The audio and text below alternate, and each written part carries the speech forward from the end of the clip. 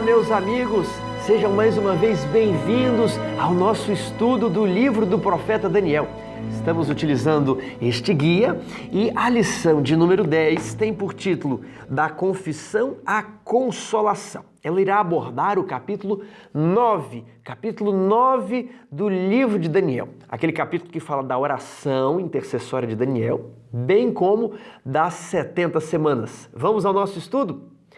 Antes do capítulo 9, nós precisamos dar uma recapitulada no capítulo 8, porque ele é uma das chaves que vai abrir o nosso entendimento do capítulo 9. O capítulo 8 possui 27 versos, a primeira parte é narrada a visão, na segunda a interpretação do anjo. Veja que o verso 26 e 27 estão de fora. A visão é dividida no trecho do bode e do carneiro, na parte do chifre pequeno e a profecia da tarde e da manhã. Aí o anjo vem e explica a visão do bode e do carneiro, a visão do chifre pequeno e para por aí. Não existe mais explicação, ok? O verso 26, que você vai ver no próximo slide, diz assim: a visão da tarde e da manhã que foi dita é verdadeira. Tu, porém, preserva a visão, porque se refere a dias ainda muito distantes. Veja só, o anjo não explicou, o anjo fala, isso aqui está no futuro, preserva porque é uma visão verdadeira. Daniel, que é verdadeira, eu acredito, eu gostaria de entender o porquê. Verso 27, eu, Daniel, enfraqueci e estive enfermo alguns dias. Então me levantei e tratei dos negócios do rei, espantava-me com a visão, e não havia quem a entendesse. Olha, mas o anjo não acabou de explicar a visão para Daniel? Porque ele fala que não havia quem a entendesse. Ele explicou o bode e o carneiro, ele explicou o chifre pequeno, e aí Daniel fala que não entendeu? Como é que é isso? Depois, olha outro detalhe, eu, Daniel, enfraqueci. Aqui Daniel ele fica fraco, talvez o anjo até quis explicar, mas Daniel não suportou ouvir. Fato é que o anjo não explica a profecia das tardes e das manhãs, ele só fala, ó, essa profecia é verdadeira. E Daniel se enfraqueceu e não entendeu. Agora, qual parte ele não entendeu? Aqui que está o detalhe. Não é que Daniel não entendeu a visão inteira, não, ele entendeu a visão do carneiro e do bode, ele entendeu o chifre pequeno, ele não entendeu algo específico. A profecia das 2.300 tardes e manhãs. Essa parte é que Daniel não entendeu. É por essa parte que ele fica perturbado. Tiago, como é que você prova isso? É o que nós vamos fazer agora. Vamos voltar aqui na estrutura do capítulo 8 e você vai notar algo aqui, ó. Razão está em roxo ali, correspondente aos primeiros 14 versos de Daniel 8. Tiago, o que é razão? Razão é uma palavra hebraica que Daniel utiliza aqui nesse capítulo para se referir à totalidade da visão, para se referir a tudo que ele viu, desde o bode, do carneiro, passando pelo chifre pequeno, até a visão da tarde e da manhã, até o verso 14. Tudo que ele viu é chamado de razão. Agora tem uma outra palavra que você precisa aprender que é maré. Maré é a parte dos versos 13 e 14, ali onde fala sobre 2.300 tardes e manhãs. Maré, então, corresponde a uma fração, uma parte do todo que é chamado de razão. Vejamos agora os versos 26 e 28, substituindo a palavra visão pela palavra original no hebraico. Olha, a visão, a maré, da tarde e da manhã é verdadeira. Tu, porém, preserva a visão, razão, porque se refere a dias muito distantes. Ou seja, a tarde da manhã, a maré, ela é verdadeira, né? Então você vai preservar o que para o futuro? Só a maré? Não, você vai preservar a visão toda. E a visão toda, né? Fala do bode, fala do chifre pequeno, fala da obra do chifre pequeno contra o santuário, né? Fala da purificação do santuário e se refere a dias muito distantes. A razão que a totalidade da visão tem uma parte que se refere a dias muito distantes, apesar de Daniel já estar nos dias do carneiro. Então ele fala, ó, preserva a visão. Mas o que Daniel não havia entendido era a maré. Veja o próximo verso. Eu, Daniel, enfraqueci e estive enfermo alguns dias.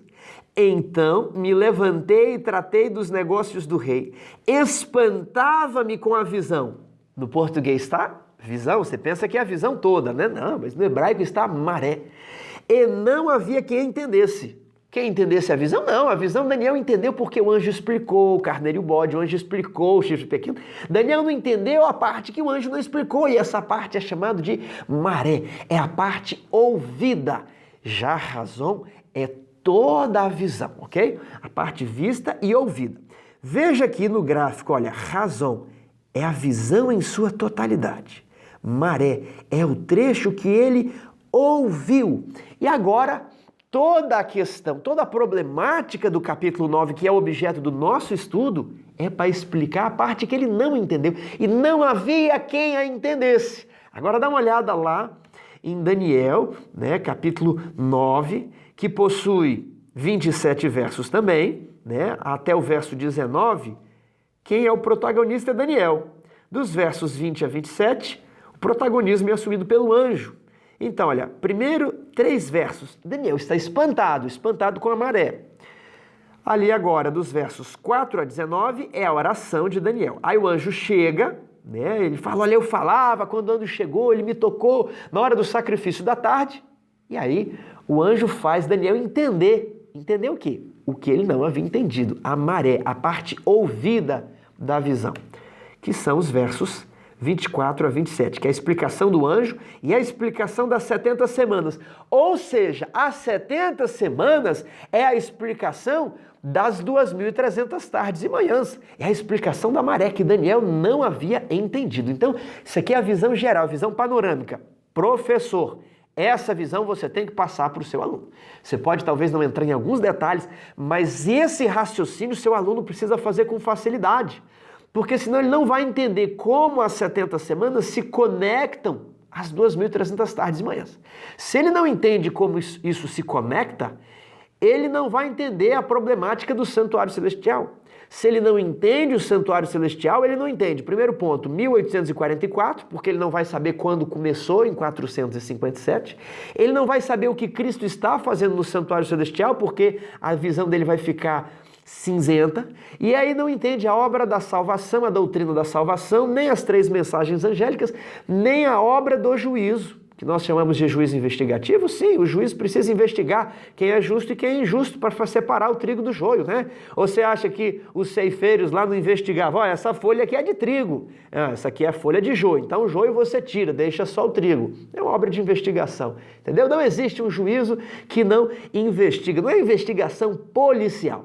É investigação de avaliação. Você avalia o que está ali nos livros do céu. Então, se você não entende bode e carneiro, aí você não entende o chifre pequeno, aí você não entende a tarde e a manhã e não entende as 70 semanas, aí você não entende mais nada. Aí você também não entende porque você está na igreja adventista, né?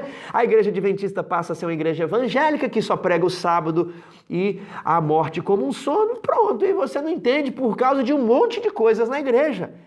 Por quê? Porque muitas pessoas dizem, isso aqui é só o bode carneiro, é uma coisa fria, isso aqui nós não vamos pregar, nós temos que pregar que, né, é Jesus e o nosso relacionamento com Ele. Pois é, se você não entender nada disso, não vai entender como se relaciona com Jesus, não vai entender onde Jesus está, o que Ele está fazendo e como é que vai ser a consumação dos séculos, como é que os santos vão possuir o reino, não vai entender. Porque para ter relacionamento com Jesus, você tem que conhecer Jesus e o Jesus aqui do livro de Daniel. Então, professores, seu aluno precisa entender, isso aqui é a base do adventismo. Se ele não entender isso, ele não sabe o que está fazendo dentro da igreja adventista e quando ele for puxar a linha, né, o carretel vai chegar num lugar que ele vai falar assim, peraí, mas por que eu entrei aqui nessa igreja?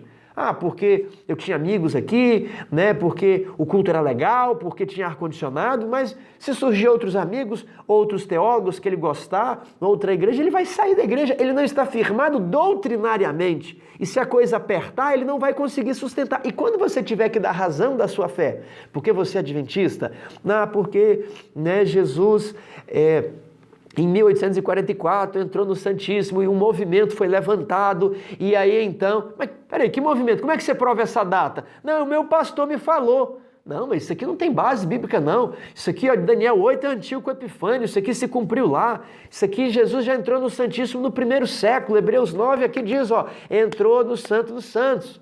Aí você vai ficar meio assim. Aí você faz 2 coisas. Ou você vai seguir alguém, né, que falou que é verdade, ou você vai cair da fé. Então, professor, isso aqui é importante. Eu até fiz essa pausa aqui, é um apelo para toda a igreja, para que estudemos isso aqui. Isso vai formar os nossos pensamentos e aí nós vamos ter uma fé sólida, não uma fé passiva, emocional, mas uma fé ativa, uma fé que terá coragem, que manifestará zelo pela palavra de Deus e pela sua lei no tempo do fim. Quando muitos abandonarem o povo de Deus, você ficará firme. Isso é importante, isso aqui é o coração do adventismo. Vamos continuar então? Vamos lá. Daniel 8, 26 e 27. Deixamos pequeno ali, né? E já explicamos, olha, a visão da maré e não havia quem a entendesse. Agora, Daniel 9, 23, quando o anjo vai lá explicar o que Daniel não havia entendido. No princípio das tuas súplicas saiu a ordem, e eu vim para te declarar, porque és muito amado.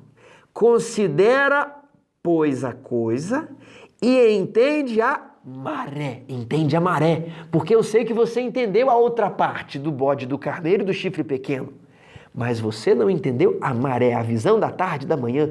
E a ordem saiu, né? E eu vim aqui te declarar uma palavra, eu vim aqui explicar para você, Daniel, essa questão das 2.300 tardes e manhãs. E aí o anjo explica 70 semanas. Então, essa conexão, esse vínculo, professor, isso é vital para todo adventista saber explicar. Tudo bem? Vamos agora verso a verso, a lição 9, né? Eu vou fazer verso a verso para você entender aqui, para quando alguém te parar na rua, te perguntar, você falar, amigo, vamos aqui, verso a verso, pega na sua Bíblia e escreva ali, professor, maré, razão, maré, razão. Quando te perguntarem, já está escrito, aí você coloca, ó, em Daniel 8, 26, você faz uma anotação ali do lado, Daniel 9, 23, tudo bem? E aí você já tem a explicação na ponta da língua. Vamos ser levados diante de tribunais e teremos de prestar contas da nossa fé. E não é difícil, é só você anotar e olhar um tempo, você vai memorizar. Vamos lá. Com o que Daniel estava preocupado? Daniel 9, verso 1.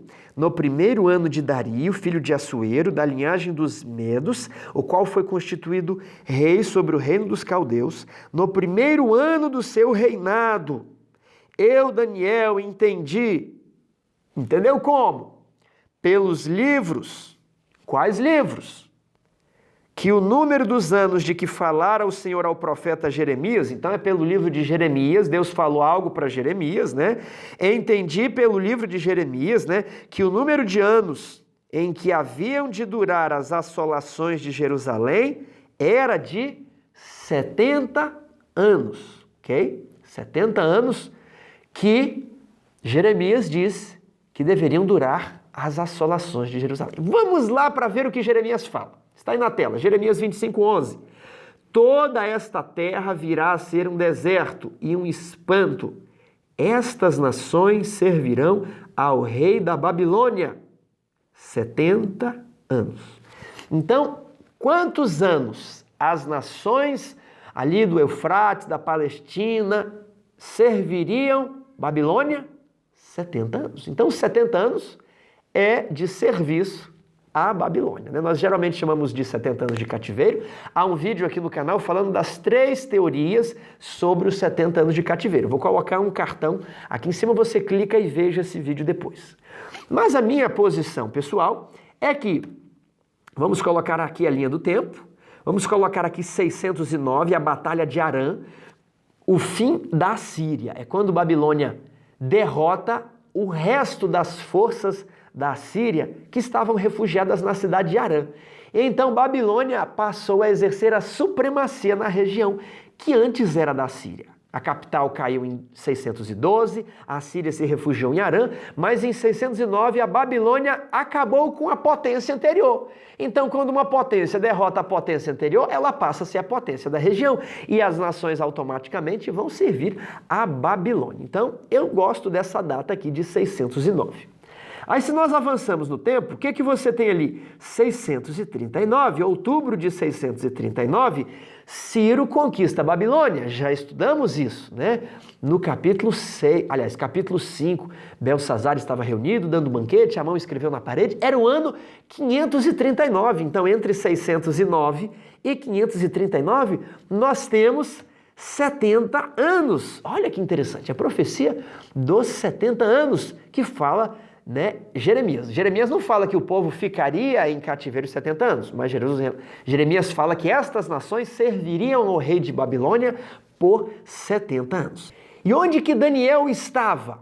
Estava no primeiro ano de Dario, né? Então, se Babilônia foi conquistada no ano 539, né, foi o ano de ascensão, depois do ano de ascensão vem o primeiro ano. Então, possivelmente, no final de 538, em algum local, em alguma parte de 538, ou até 537. Coloquei aqui no quadro, então, 538. Daniel, ele fala, olha, os 70 anos se cumpriram, está na hora do povo ser libertado. Por que o povo ainda não foi libertado? O que é que aconteceu? E aí, Daniel volta, ele se lembra da visão lá do capítulo 8, de que o santuário seria assolado. Ele se lembra lá da profecia do capítulo 7, de que o povo seria entregue ao chifre pequeno, né, que magoaria os santos do Altíssimo. Ele se lembra lá de Daniel 8,14, que diz assim, até 2.300 tardes e manhãs e o santuário será purificado. Ele pensa, será que Deus está estendendo o período de cativeiro? Será que Deus vai deixar o santuário em Jerusalém por muitos anos, séculos, milênios, até que ele seja restaurado, purificado? Será que Jerusalém ficará assolada muito mais além desses 70 anos? Essa é a conexão, estou falando de maneira bem devagar aqui para que você compreenda, para que isso fique firme na sua mente. Então vamos ver aqui o que acontece. Vamos tirar o texto e vamos fazer esse raciocínio. Olha, o leão aqui, Babilônia, o urso, e o urso estava no seu início e Daniel queria que o povo fosse libertado, né? Depois viria o leopardo, que seria o ano 331, Alexandre derrota a Pérsia, e depois o animal terrível e espantoso. 168, quando Roma inicia sua supremacia.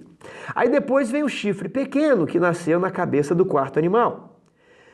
Um tempo, 2 tempos e metade de um tempo, né? 1 ano, 2 anos, metade de um ano, período profético, na qual os santos lhe seriam entregues. E depois disso o tribunal se assenta para lhe retirar o domínio. O tribunal se assenta para fazer justiça aos santos. Então, para retirar o domínio do chifre pequeno e para fazer justiça aos santos. E aí Daniel pensou assim, olha, será que essas assolações de Jerusalém vão durar até a época do chifre pequeno? Será que isso aqui só vai se resolver quando o tribunal se assentar lá no fim, lá no futuro? E aí ele lembra também de Daniel capítulo 8.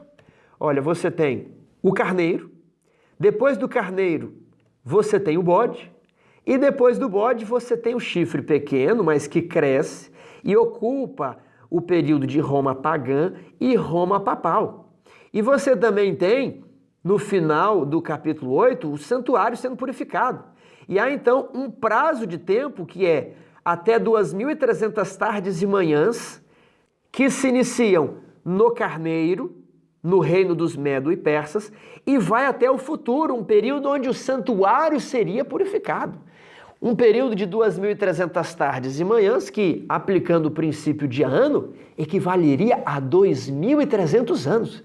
Então Daniel pensa, olha, essa nova visão que eu tive, que começa um período nos Medo e Persas, no carneiro, e ela então vai ultrapassar o leopardo, né, o bode, vai ultrapassar o animal terrível espantoso, que agora é o chifre pequeno, e vai se perpetuar para além do período de 1 tempo, 2 tempos e metade de 1 tempo, até que se completem 2.300 anos. Será que só aí o santuário será purificado? Essa é toda a preocupação de Daniel, e agora ele derrama o seu coração a Deus em oração.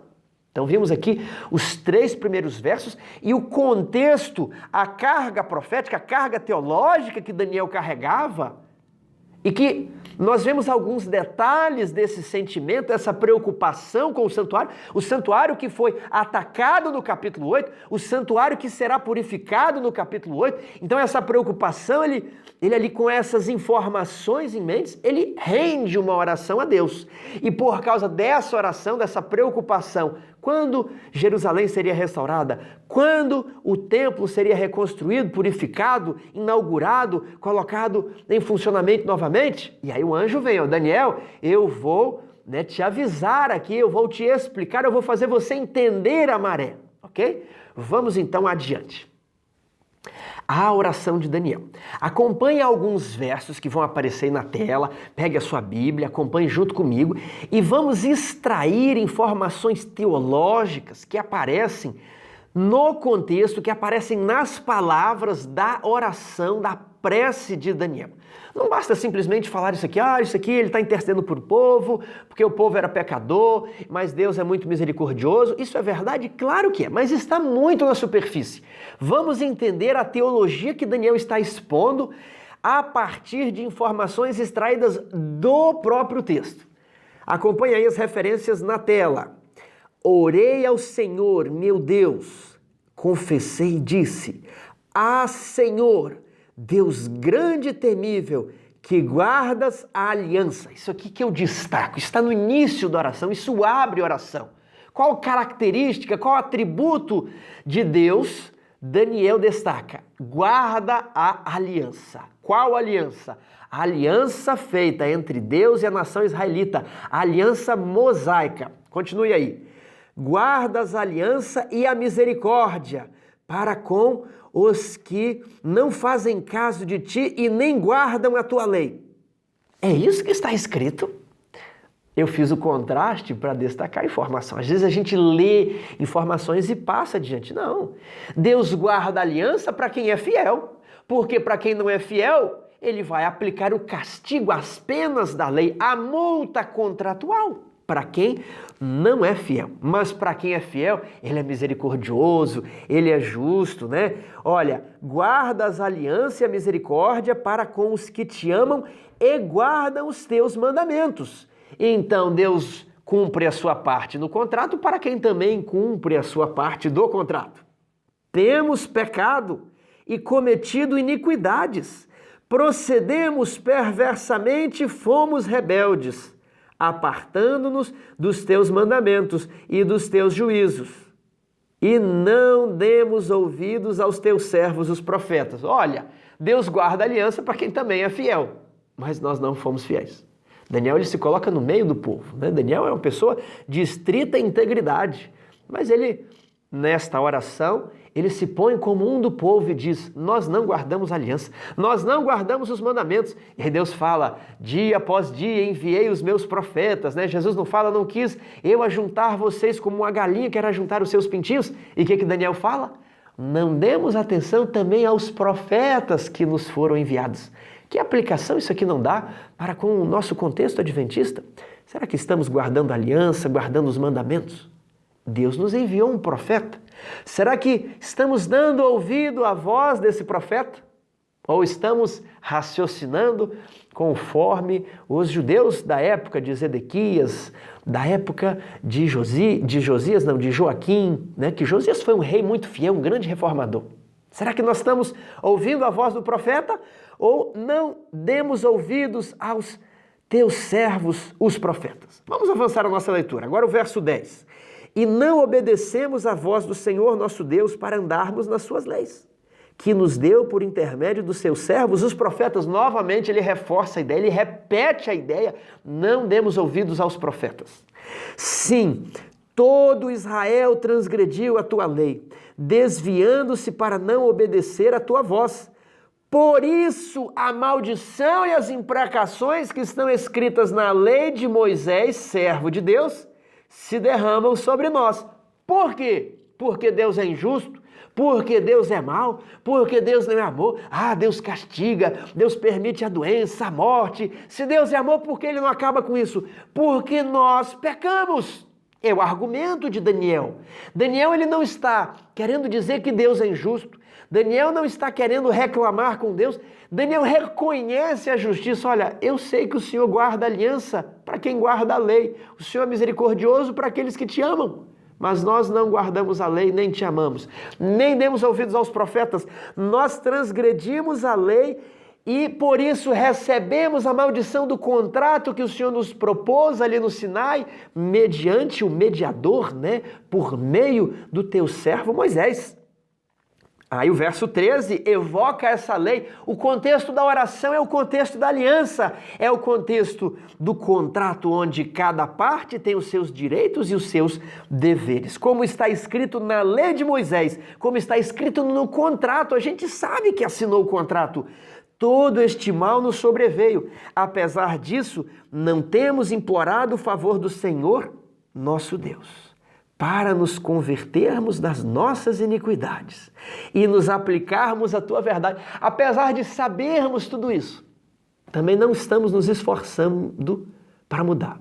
Não estamos orando, pedindo misericórdia, pedindo graça, pedindo conversão, pedindo mais uma... Não estamos. Vai falar o quê? Qual é o argumento que Daniel vai usar para pedir algo para Deus? Porque ele não pode pedir nada. Mediante a situação que ele descreve, ele não tem nenhuma justificativa para pedir alguma coisa a Deus. Por isso o Senhor cuidou em trazer sobre nós o mal e o fez vir sobre nós, pois justo é o Senhor, Deus fez o correto. Estava escrito, nós não fizemos, Deus somente aplicou a justiça. O mal que nos sobreveio é a multa contratual, é a justiça. Deus é justo na maneira como nos está tratando. Nós estamos sofrendo, mas nós somos culpados. Pois justo é o Senhor, nosso Deus, em todas as suas obras que faz, pois não obedecemos a tua voz. Então aqui está todo o contexto de um contrato da aliança, onde Deus cumpriu a sua parte, o povo não, então Deus exerceu a multa contratual, o castigo. Vamos agora para os versos 15 e 17. Agora Daniel, ele vai construir o argumento para pedir alguma coisa a Deus. Na verdade, ó Senhor nosso Deus, que tiraste o teu povo da terra do Egito com mão poderosa, Beyad Hazak, é a expressão no hebraico, e que aparece em alguns textos importantes, ainda mais no contexto da aliança. Aparece lá em Êxodo capítulo 12, que é ali a instituição da Páscoa, e o Êxodo é quando Deus liberta o povo. Então ele fala, libertaste o teu povo da terra do Egito. A expressão está lá, com mão forte, né, e com o braço estendido. Ali em Jeremias 31, quando existe a promessa da nova aliança, há uma lembrança que Deus libertou o seu povo com mão poderosa. E a ti mesmo adquiriste renome por causa dos feitos que ele fez no Egito. Aquelas maravilhas causaram terror e espanto em todas as nações da antiguidade por séculos. Deus de Israel adquiriu um grande nome, adquiriu renome, como hoje se vê. Ainda hoje o nome de Deus era, temido, ainda havia fama. Como hoje se vê, temos pecado e procedido perversamente.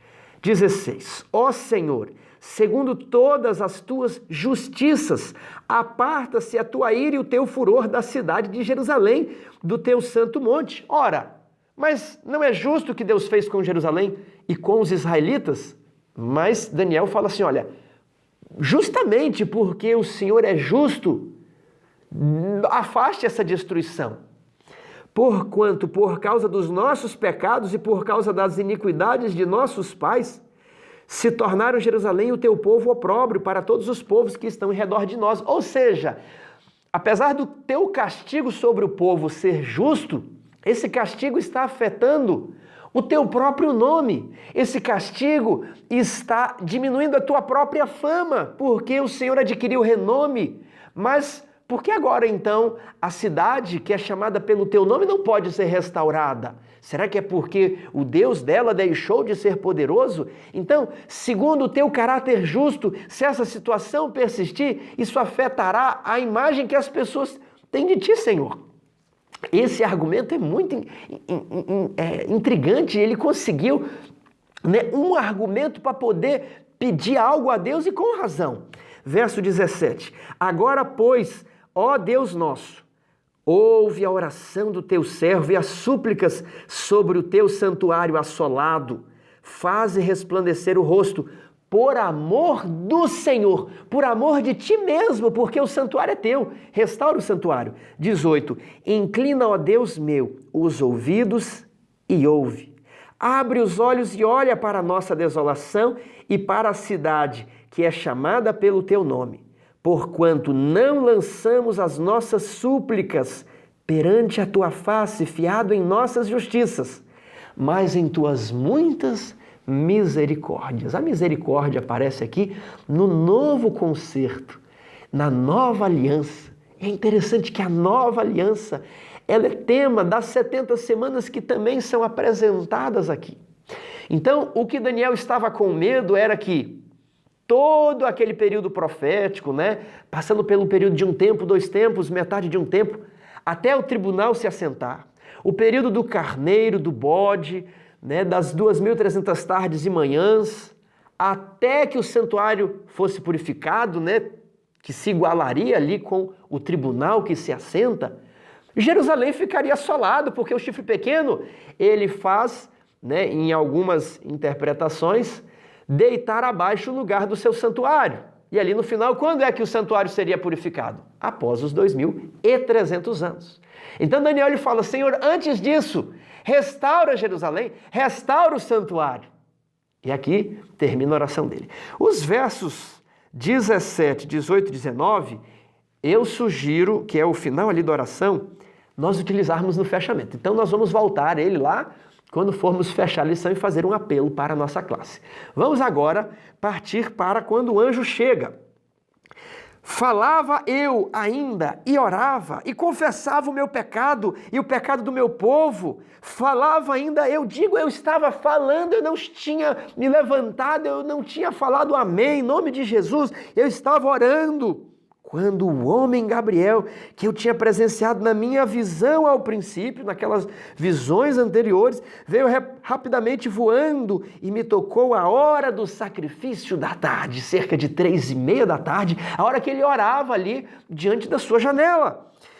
No princípio das tuas súplicas, diz o anjo, saiu a ordem. Eu vim para te declarar, porque és muito amado. Considera, pois, a coisa e entende a visão. Que coisa bonita, que maravilhoso amor de Deus.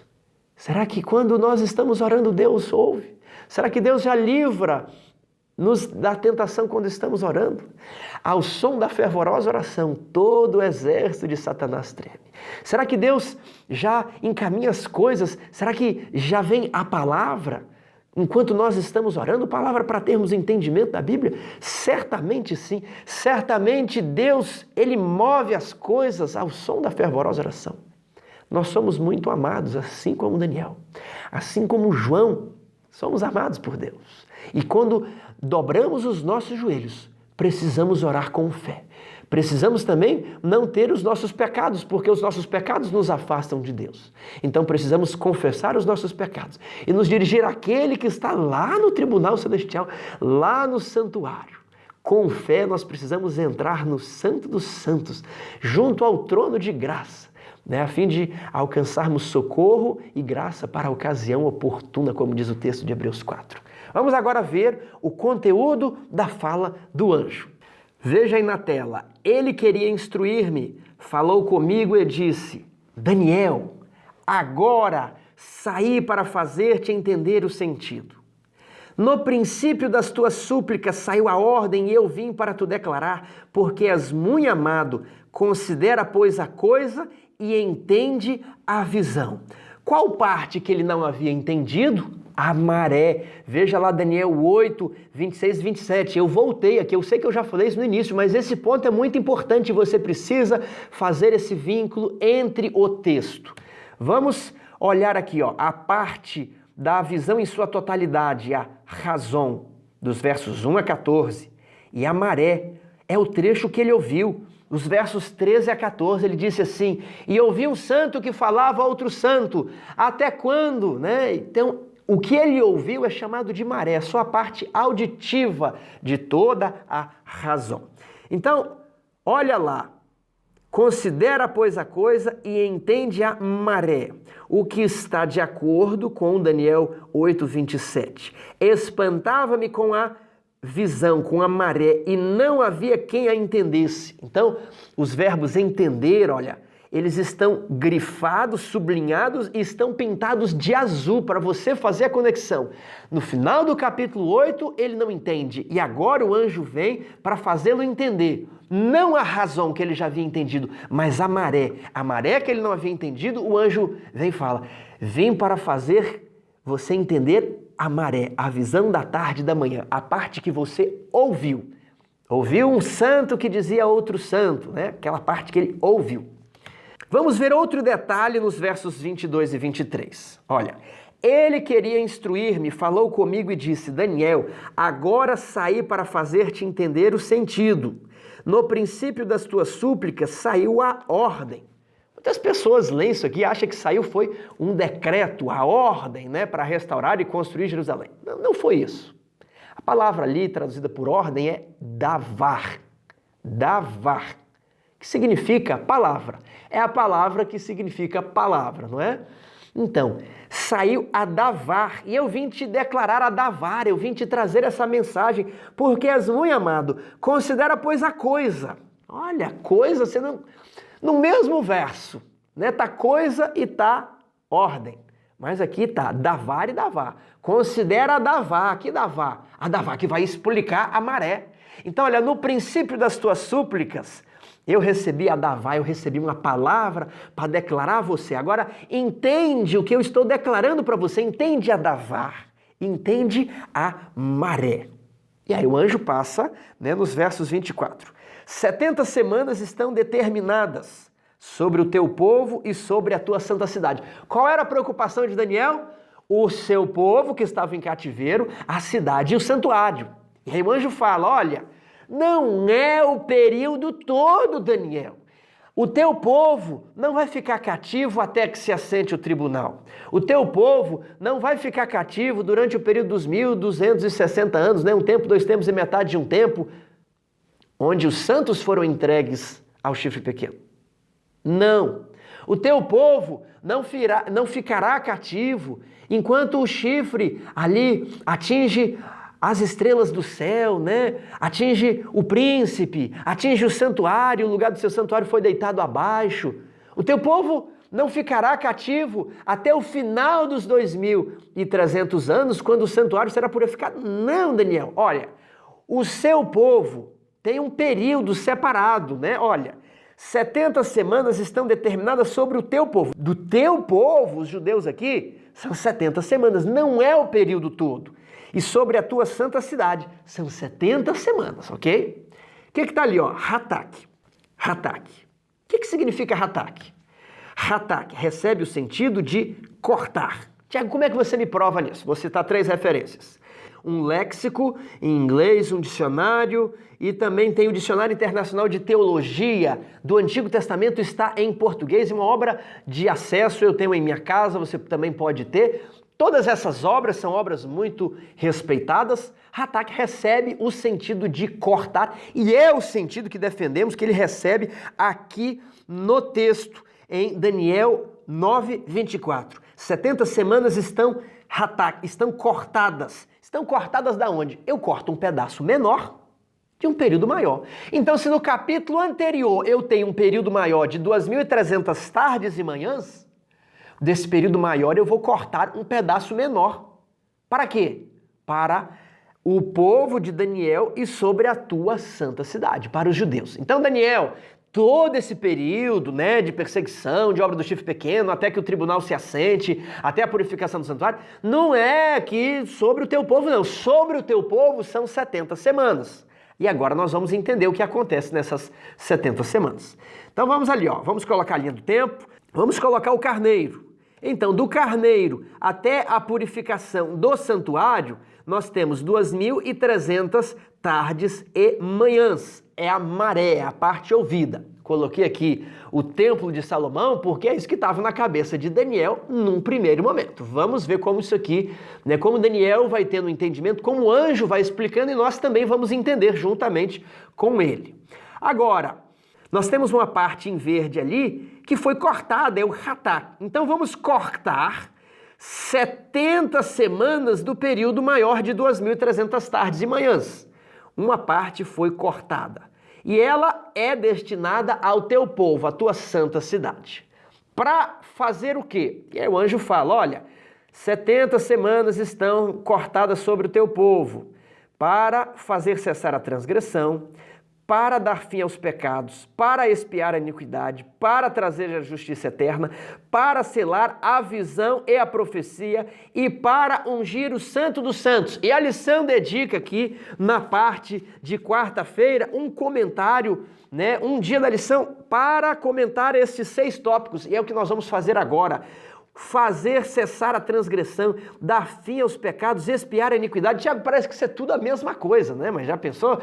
Se realmente fosse a mesma coisa, o anjo não ia ter falado 3 coisas, né? Então, se tem 3 expressões diferentes, significam 3 coisas diferentes. Primeiro ponto, elas estão relacionadas à obra de Cristo. Tiago, mas fazer cessar a transgressão não é a mesma coisa que dar fim aos pecados? Olha, em português é, mas em hebraico não. Em hebraico não está escrito literalmente isso. Lá, fazer cessar a transgressão está klapechá, fazer cessar a transgressão. Ele tem a ideia de kalá, restringir, limitar a transgressão. E a transgressão foi restringida e limitada em quem? Sobre o Messias, sobre Cristo. Os pecados do mundo inteiro foram colocados em cima do Messias. Quando? Quando ele entra no jardim do Getsêmani. Os pecados meus e seus são colocados sobre Cristo. E agora temos, para dar fim aos pecados, Hatam Hatá. Literalmente em hebraico seria para pôr um selo sobre os pecados. Lá no jardim do Getsêmani, Jesus ele implora ao Pai, Pai, eu não quero, afasta de mim a prova. Eu não quero beber o cálice da tua ira. E ira essa manifestada contra os pecados. Porque lá em Romanos capítulo 1, a ira de Deus se manifesta do céu contra toda impiedade e perversão. Então a ira de Deus pelos nossos pecados era oferecida a Cristo. E Cristo, eu não quero. Pai, eu não quero. Pai, afasta de mim esse cálice. Mas faça conforme for a tua vontade. E aí o destino de Cristo é selado. Deus faz Jesus sorver até o último gole. E é posto um selo sobre os pecados. Os pecados são colocados em Cristo. E é como se você colocasse uma tampa, não vão mais sair, estão ali depositados sobre Cristo e não é mais possível voltar atrás. Hebreus 9, 26 a 28, vamos dar uma olhada nesse texto.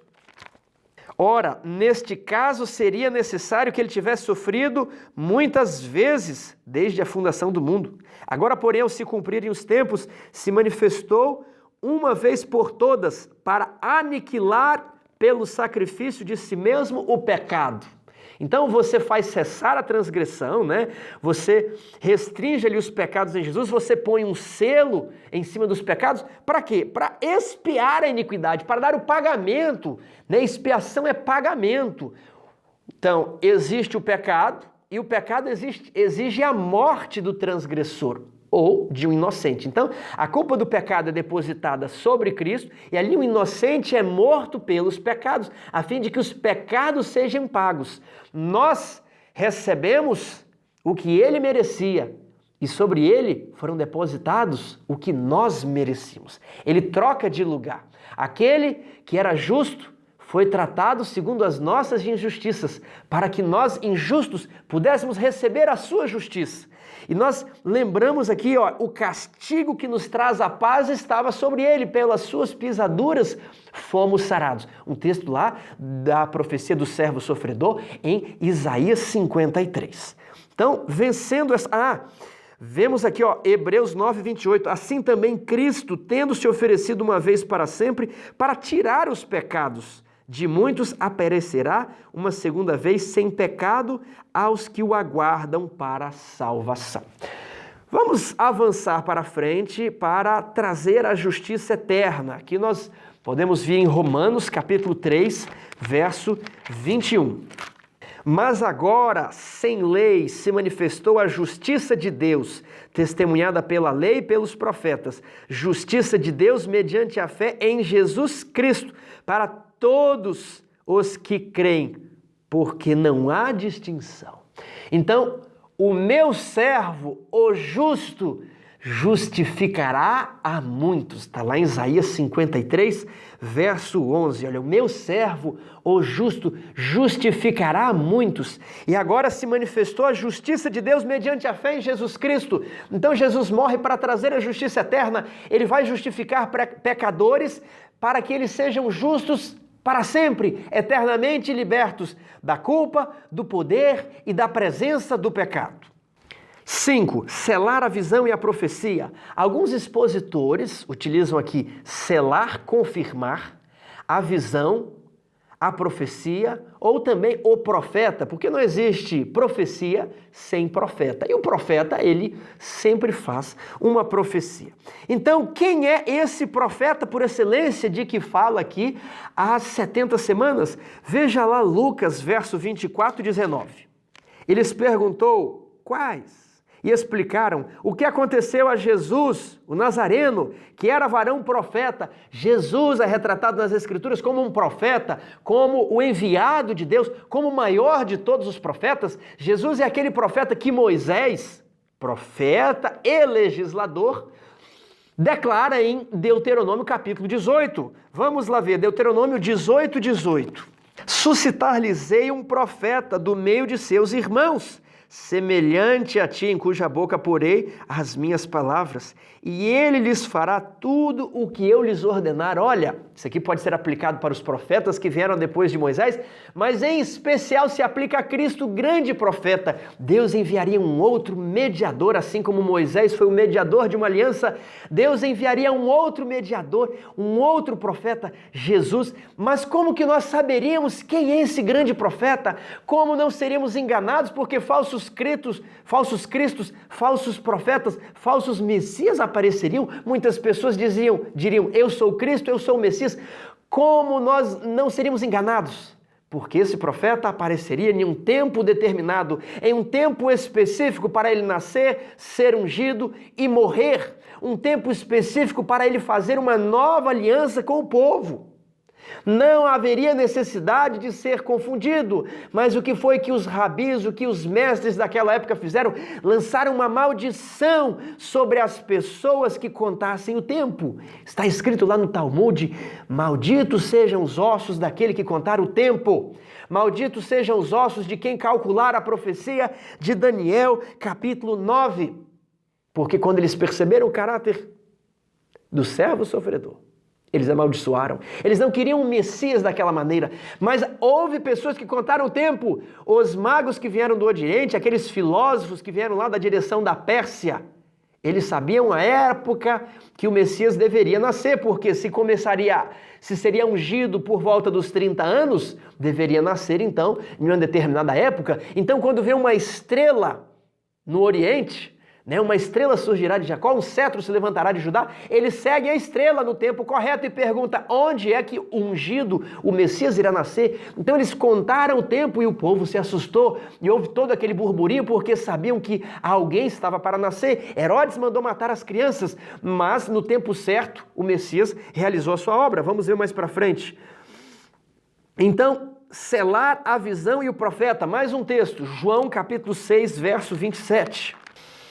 Trabalhai, não pela comida que perece, mas pela que subsiste para a vida eterna, a qual o Filho do Homem vos dará. Porque Deus, o Pai, o confirmou com o seu selo.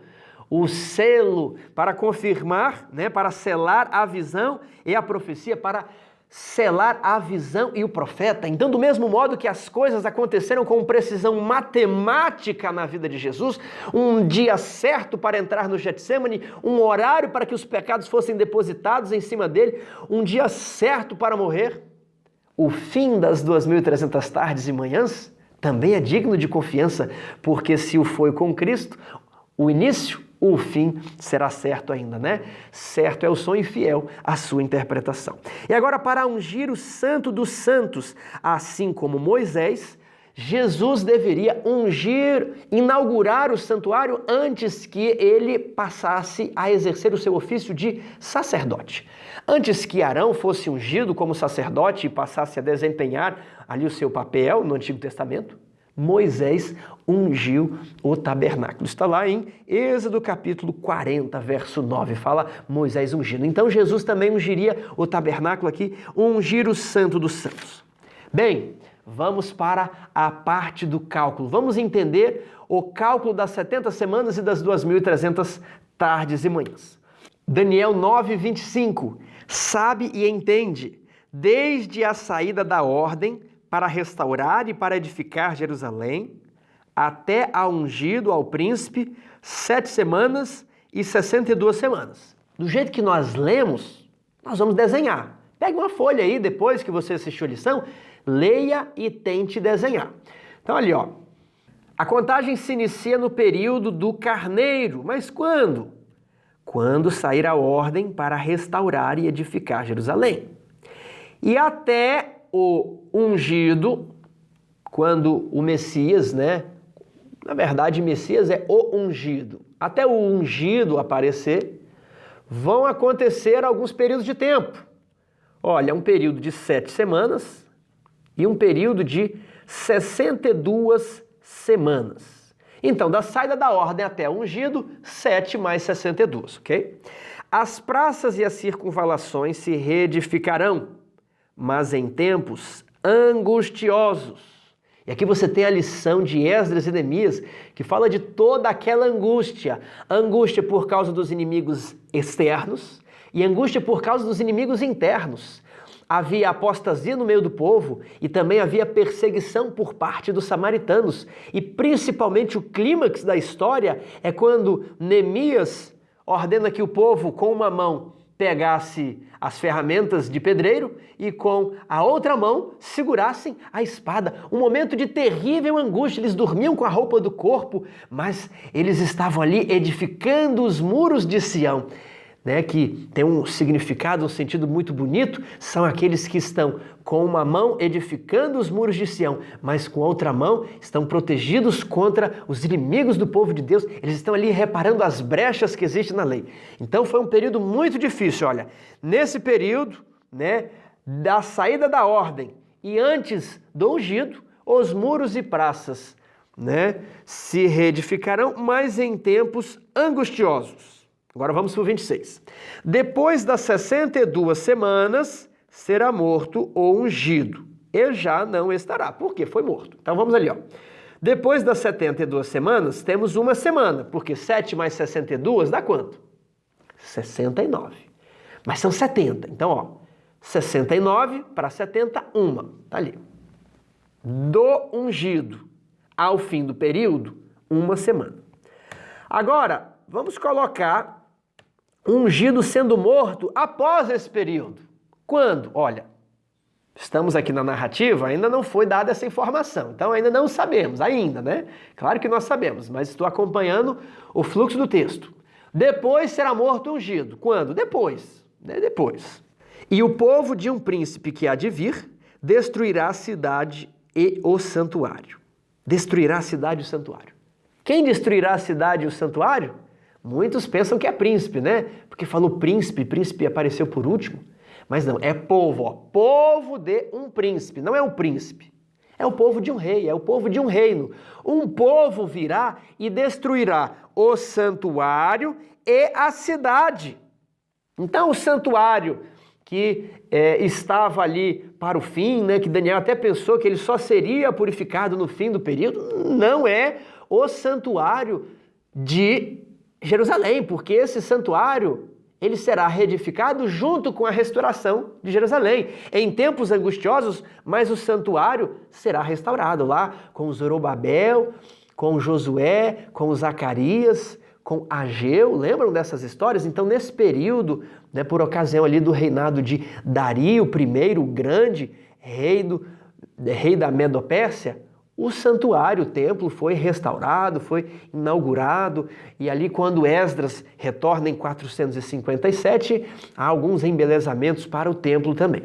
Então, o santuário foi restaurado, mas está dizendo que depois da morte do ungido, do Messias, esse santuário que fora construído nesse tempo angustioso, ele será destruído. Então, vamos colocar o templo de Salomão aqui, né? Templo de Salomão, templo de Zorobabel, templo de Herodes, o templo ali, que estava em Jerusalém, mais próximo, e vamos colocar um fogo aqui, demonstrando que ele será destruído junto com a cidade. As 70 semanas são destinadas a Jerusalém e ao teu povo. Então, depois que o ungido for morto, a tua cidade, Daniel, será destruída e queimada. Está aí, ó. Destruirá a cidade e o santuário, e o seu fim será num dilúvio. Ah, Tiago, o que é esse dilúvio aqui? O que são águas em profecias? É muito fácil. Apocalipse 15, 17. As muitas águas que viste são povos, multidões, nações e línguas. Então, essas águas são os povos que iriam inundar Jerusalém com exércitos estrangeiros. Os soldados dos exércitos. Sabe quando a água está subindo, pessoas que já passaram por problema de inundação, começa a entrar água aqui, depois entra água ali, vai entrando, os soldados vão inundando até se apoderarem de toda a cidade de Jerusalém. As forças inundantes que fala aí, capítulo 11, se não me engano, forças inundantes, são os exércitos que vão inundar, são águas para simbolizar povos, olha, e o seu fim será num dilúvio, muitos soldados romanos indo ali destruir Jerusalém. E até o fim haverá guerra, desolações são determinadas. Até o fim o quê? Até o fim dos tempos, até o fim das 2.300 tardes e manhãs, até o fim da nação de Israel, né?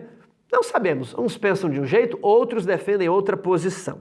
Desolações são determinadas. Jerusalém é uma cidade incrível. Quantas vezes já não foi destruída? Dezenas de vezes destruída, reconstruída. Jerusalém é uma cidade que passou por muitas desolações. Jerusalém é uma das principais cidades do mundo, disputada a palmo por várias religiões. Jerusalém é um local fantástico. É a cidade de um grande rei. E também é o local onde acreditamos que após os 1000 anos, a nova Jerusalém descerá sobre a velha Jerusalém. O Monte das Oliveiras vai se abrir, como diz o livro de Zacarias. É um local muito interessante, né?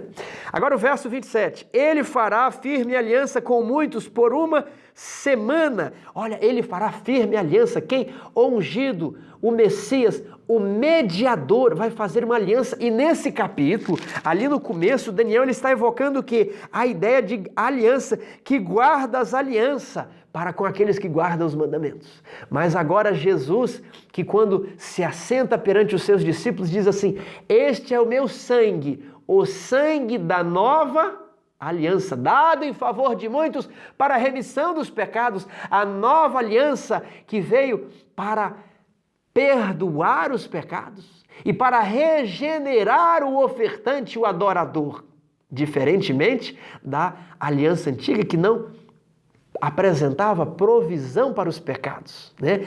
Daniel ele fala aqui, ó, guarda as alianças para com os que amam e guardam os teus mandamentos, né? Estamos recebendo aqui o que a lei de Moisés, a antiga aliança, mas o anjo fala mais para frente, Daniel, virá o Messias e ele fará uma aliança com muitos por uma semana. Como que funciona isso aqui? Quando Jesus é batizado, ele começa a pregar: arrependei-vos, porque vindo é o reino de Deus. O reino de Deus chegou. Logo ali no livro de Marcos você tem essa mensagem, né? Ele começa a proclamar o reino da graça, o reino que está dentro de nós. E o reino da glória só será instituído quando esse Jesus, né, se assentar no reino da glória e receber o reino do seu Pai. Tudo bem? Então ele passa a proclamar o reino e ele ensina os seus discípulos. Ele se assenta sobre o Monte das Oliveiras e pronuncia o Sermão do Monte, onde ele também, a mesma maneira que Moisés veio do monte trazendo uma palavra de Deus, Jesus também se assenta no monte e traz uma palavra, ele faz uma firme aliança com muitos por uma semana. Tiago, mas ele não morre na metade da semana? Sim, mas os seus discípulos continuam até a morte de Estevão, como nós acreditamos. Estevão, ele pronuncia uma sentença, Estevão pronuncia uma condenação, um juízo condenatório sobre a nação de Israel. E ali então, nós temos o fim das 70 semanas, nós temos o período dos gentios agora. Então, vejamos um outro trecho muito interessante aqui, que é o texto de Lucas, capítulo 21, 20 a 24. Lucas 21, 20 a 24. Quando, porém, virdes Jerusalém sitiada de exércitos, sabei que está próxima a sua devastação. Então os que estiverem na Judéia fujam para os montes, e os que se encontrarem dentro da cidade retirem-se, e os que estiverem nos campos não entrem nela. Porque estes dias são dias de vingança, para se cumprir tudo o que está escrito. Ai das que estiverem grávidas e das que amamentarem naqueles dias, porque haverá grande aflição na terra e ira contra este povo. Contra este povo quem? Contra os judeus. Por quê? Porque eles tiveram um período de 70 semanas para aceitar o seu rei, o seu ungido. Mas como eles rejeitam, Estevão ele pronuncia uma sentença condenatória. E é por isso que logo depois as assolações são determinadas sobre Jerusalém. A cidade e o templo são destruídos. E o verso 24 proclama uma tônica que nos assusta pela precisão ao longo dos séculos. Lucas 21, 24. Cairão ao fio da espada, quem? O teu povo e a tua cidade. Os judeus cairão ao fio da espada e serão levados cativos para todas as nações, até que o tempo dos gentios se completem, Jerusalém será pisada por eles. Isso aqui é tema para um outro estudo. Vamos voltar aqui para o nosso gráfico e colocar a morte do Messias bem no meio da última semana. Então, 3 anos e meio, né, que é metade de uma semana, 3 dias e meio profético é o ministério de Cristo, um ministério de 3 anos e meio, como veremos a seguir, e 3 anos e meio também é o ministério dos discípulos ali dentro de Jerusalém. Depois disso, uma forte perseguição irrompeu, e aí o contexto que eles vão lá para Antioquia, ok? E o lugar onde, primeiramente, eles foram chamados de cristãos. Ele fará firme aliança com muitos por uma semana. Na metade da semana fará cessar o sacrifício e a oferta de manjares. Por quê? O Messias, como um símbolo da vítima, né, o servo sofredor, uma vez que ele é o sacrifício verdadeiro e ele cumpre o seu papel de ser morto, já não seriam necessários os serviços que eram realizados no templo. Havia uma conexão muito grande entre o templo de Jerusalém e o santuário celestial. E uma vez que alguém que desceu do céu morre recebendo a punição e a culpa pelos nossos pecados, todo aquele sistema cerimonial, ele deixa de funcionar. Então, na metade da semana, quando Jesus morre, o véu do templo se rasgou. Foi o sacerdote que rasgou? Não, ele se rasgou de cima a baixo. Foi a mão de Deus dizendo, não há mais validade nesse sistema, não há mais validade na lei de Moisés. Né? Agora vocês vão viver mediante a nova aliança, firmado com base em superiores promessas, com base na aliança que Cristo, na graça de Cristo, que ela é capaz de perdoar os adoradores e regenerar o coração para que eles possam obedecer, para que, apesar de terem pecado, ok? Deus os perdoa, né? Não é de acordo com a lei mosaica, eles são perdoados e agora passam a viver em novidade de vida, passam a andar numa aliança firmes com Deus, guardando os seus mandamentos. Fé de Jesus e mandamentos de Deus. Sobre a asa das abominações virá o assolador, até que a destruição que está determinada se derrame sobre ele. Então, ao que me parece aqui, que esse assolador também será destruído. O assolador de Jerusalém será destruído.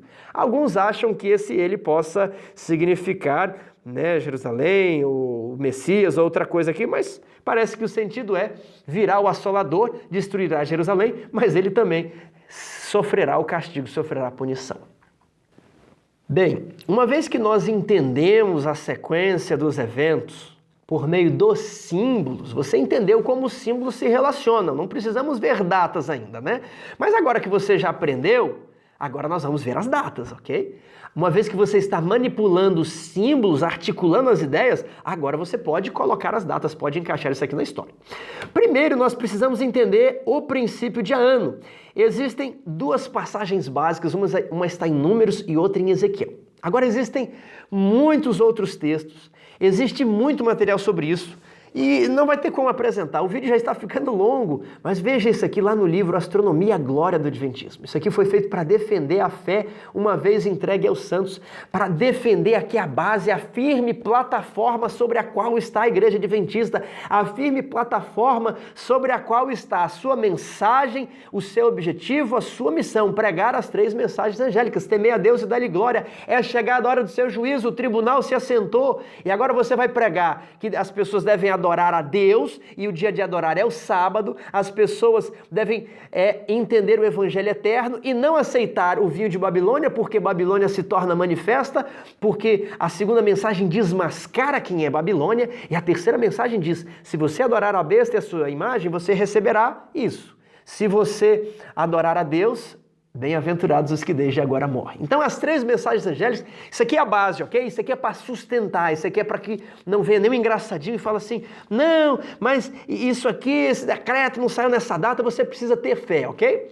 Vamos agora entender o princípio de ano. Existe mais coisa aqui no princípio de ano, sobre a relação entre o chifre pequeno, a purificação do santuário, o Nitzdak. Existe coisa aqui. Não dá para falar tudo no vídeo, eu bem que estou tentando, mas não dá. Vamos falar sobre o princípio de ano. Números 14, 33 e 34. Vossos filhos serão pastores neste deserto 40 anos e levarão sobre si as vossas infidelidades, até que o vosso cadáver se consuma neste deserto. O povo havia não acreditado que eles possuiriam a terra e Deus falou, vocês não têm fé que vão entrar não? Então por isso vocês vão ficar aqui no deserto. Quanto tempo? 40 anos. Por quê? Agora, por que 40 anos? Olha, segundo o número dos dias em que espiastes a terra, 40 dias, cada dia representando um ano, levarei sobre vós as vossas iniquidades. 40 anos e tereis a experiência do meu desagrado.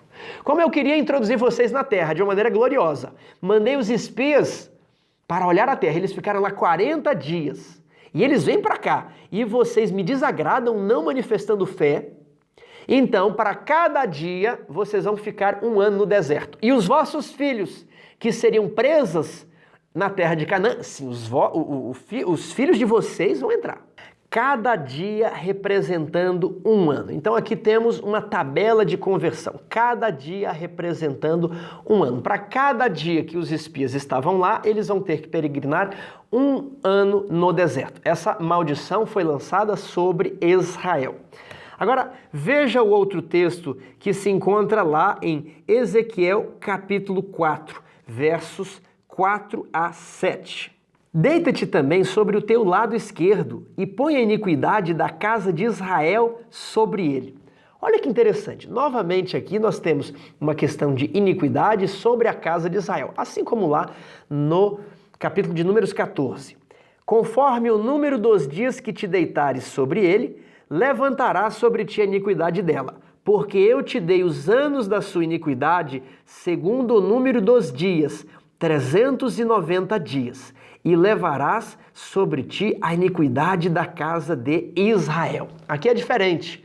Então, a partir de um período de anos, Deus ordena que o profeta fique deitado de uma determinada maneira por um período de dias. Então, aqui há uma conversão de anos para dias. O que esses 2 textos estão querendo dizer? Que existe essa conversão, que essa é uma linguagem natural. Mais textos explicando isso aqui, você vai encontrar no livro. Agora, vamos continuar. Quando tiveres cumprido estes dias, deitar-te-ás sobre o teu lado direito e levarás sobre ti a iniquidade da casa de Judá. 40 dias te dei, cada dia por 1 ano. Voltarás, pois, o rosto para o cerco de Jerusalém, com o teu braço descoberto, profetizarás contra ela. Então, olha aqui, uma profecia contra Jerusalém. Aqui nós também, no livro de Daniel, nós temos coisas contra Jerusalém, coisas relacionadas ao povo de Deus. Então, nós entendemos que existe um princípio de ano e ele é aplicado em alguns locais, ele é aplicado na linguagem simbólica de Daniel, capítulo 8 e Daniel, capítulo 9. Tiago, por que não é aplicado ali para 70 semanas do cativeiro? Porque ele não é linguagem simbólica, ele é linguagem literal. Então, a linguagem literal você lê da maneira literal. A linguagem simbólica, não, você entende ela você entende o símbolo e o que o símbolo quer representar. Ah, Tiago, mas será que ele não está dando um período de dias? Não era comum na Bíblia falar 40 dias, não sei quantos dias, né? Nunca na Bíblia nós temos um período tão extenso. Você não tem, se não me engano, nenhum período acima de 40 dias descrito na Bíblia, né?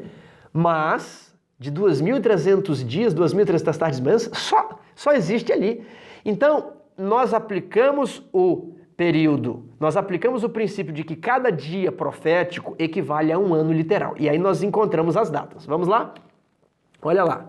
Nós sabemos que a saída da ordem para restaurar e edificar Jerusalém foi no ano 457. Tiago, mas a ordem não foi com Ciro, Artaxerxes não falou nada. Olha, você está vendo por que no primeiro vídeo eu falei que essa lição deveria ser em 2 trimestres? É muito tema, é muito assunto para se estudar. Novamente, esse livro tem um capítulo só para analisar os 3 decretos de Ciro, Dario e Artaxerxes. E por que nós consideramos os 3? Não consideramos só o de Artaxerxes, não.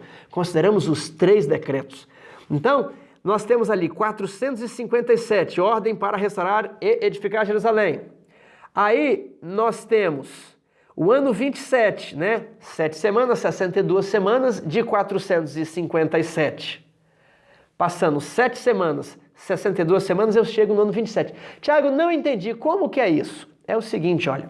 Cada semana profética tem quantos dias proféticos? 7 dias. Cada 7 dias, 7 anos. Então, 7 semanas vão ser 49 dias. 49 dias proféticos, 49 anos. E assim vai. Então, nós vamos chegar ali em 483 anos. 483 anos. E aí o Messias aparece e é ungido. E aí se você avança mais 3 anos e meio, o Messias é morto. Se você avança mais 3 anos e meio, que é quando termina o período, chega ali em 34, né? De 457. Você avança 490 anos no tempo, 70 semanas, né, vezes 7, vai dar 490 dias proféticos, 490 anos. Se você então avança de 457, 490 anos literais para o futuro, você vai chegar em 34. E aí, no meio de 27 e 34, a morte de Jesus, no ano 31. Tinha dia, local, data, tinha tudo programado para morrer, né? Para ninguém se equivocar contra a profecia. E se foi tudo tão certo assim com Jesus, ele morreu na Páscoa, obviamente que o período maior de 2.300 anos vai terminar em outra festa, na festa da expiação, ok? 1844. Se você assistiu o vídeo sobre precisão dos períodos proféticos aqui, você vai ver que é incrível.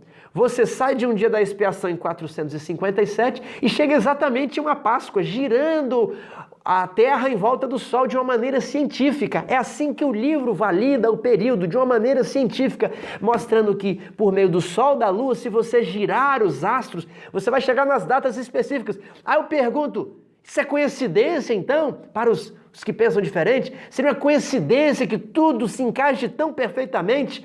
E ali da morte de Jesus, se você avançar no tempo, você chega exatamente em outro dia da expiação. Isso aqui não é obra humana, isso aqui não poderia ter sido concebido por uma pessoa da época de Daniel, porque é um sistema muito complexo, muito grandioso, onde tudo se encaixa. E não pode ser coincidência, são cálculos de computador que faz todo esse sincronismo hoje, que nos permite perceber toda essa majestade, essa beleza, essa grandiosidade do poder de Deus. Então terminamos ali em 1844 com a purificação do santuário celestial. Tiago, por que não o santuário de Jerusalém? Ora, porque ele não existe mais, desolações foram determinadas para que destruísse Jerusalém. O único santuário que existe hoje é o santuário celestial, logo é ele que precisava ser purificado. Então temos Jesus ali purificando o santuário celestial.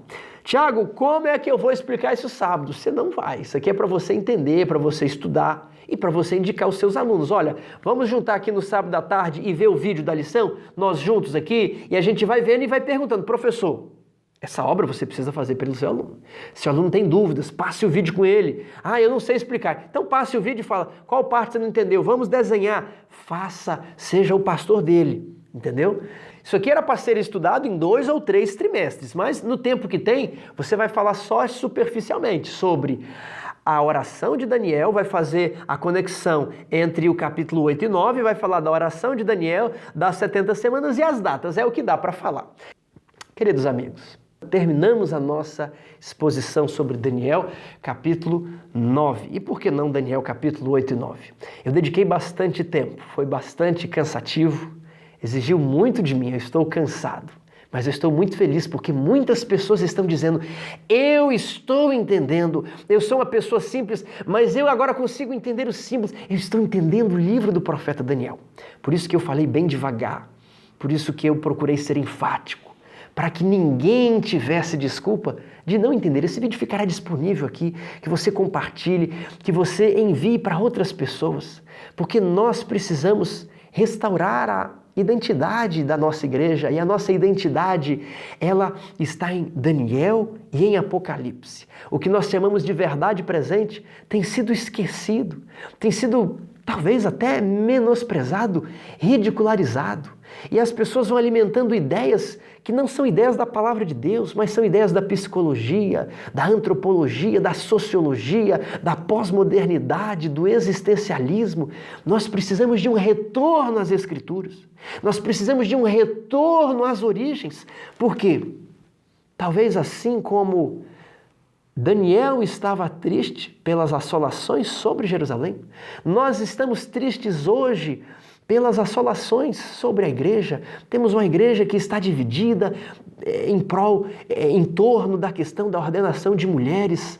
Temos a perda da piedade, temos um baixo estudo da lição da escola sabatina. Os professores vão passar e ninguém estudou, ninguém sabe o verso e ninguém sabe nada, mas também não tem vontade de saber. Isso é grave, isso significa que estamos doentes espirituais, que estamos enfermos espiritualmente, e por isso que é preciso proclamar um reavivamento e uma reforma no nosso meio. Veja esse texto aqui. Enquanto o juízo investigativo prosseguir no céu, enquanto os pecados dos crentes arrependidos estão sendo removidos do santuário, deve haver uma obra especial de purificação ou de afastamento de pecado entre o povo de Deus na terra. Esta obra é mais claramente apresentada nas mensagens do capítulo 14 de Apocalipse. Porém, muitos não conhecem o que são as 3 mensagens angélicas, e quando falamos capítulo 14, nem sabem o que existe ali. Meu querido amigo, a igreja está correndo risco, a igreja está em perigo. Nós não podemos perder a nossa identidade, nós não podemos permitir que o adventismo se enfraqueça e fique morto. Nós precisamos manter o adventismo vivo, e ele se mantém vivo estudando as suas bases, estudando a sua plataforma. Por isso, meu querido amigo, nós precisamos interceder por nossa igreja. Nós precisamos orar pelos nossos irmãos, pelos nossos líderes, pelos nossos pastores, assim como Daniel orou. Esse aqui é o apelo, o fechamento. Daniel é o nosso exemplo de comportamento. Daniel é o nosso exemplo de atitude. Agora, pois, ó Deus, ouve a oração do teu servo, ouve as suas súplicas, porque aqui ninguém mais quer estudar o santuário. Estão levantando doutrinas estranhas sobre a justificação pela fé e a doutrina da salvação, que na verdade atentam contra o santuário, que na verdade deitam por terra a verdade do santuário. E muitos questionam: se eu sou salvo pela fé, por que o meu caso ainda será analisado? Por que as minhas obras serão analisadas no santuário? Então, meu querido amigo, eu oro a Deus nas minhas orações diárias o seguinte: inclina, ó Deus, os teus ouvidos e ouve, abre os teus olhos e olha para a nossa desolação como um povo, para a cidade, para a igreja que é chamada pelo teu nome, a sociedade que nós decidimos reformar. A igreja se iniciou para reformar um povo, para preparar um povo para a volta de Jesus. Hoje ela é absorvida por essa mesma sociedade que ela tensionava reformar.